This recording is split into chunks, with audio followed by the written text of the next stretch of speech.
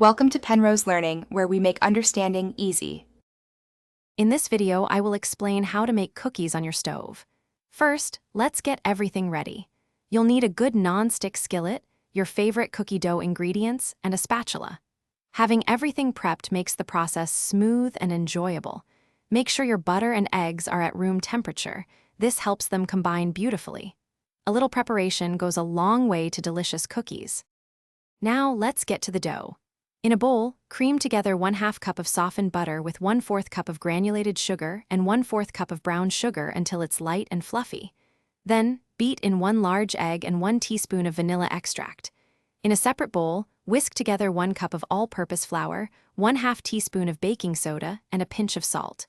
Slowly add the dry ingredients to the wet, mixing until just combined. Don't overmix. Time to cook. Place your non-stick skillet over medium-low heat. You don't want it too hot, or the cookies will burn. Drop small, rounded spoonfuls of dough, about 1 tablespoon each, onto the warm skillet, leaving about 2 inches between them.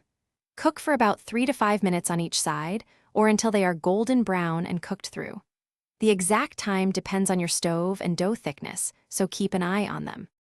Once your cookies are beautifully golden, carefully transfer them to a wire rack to cool. This helps them firm up and prevents them from getting soggy. You can add a sprinkle of sea salt, some extra chocolate chips, or even a drizzle of icing once they've cooled down. They're perfect with a glass of milk or a cup of coffee.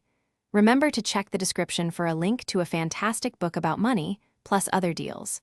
Enjoy your delicious homemade stovetop cookies. Thanks for watching. If this was helpful, leave a like and consider subscribing. See you next time.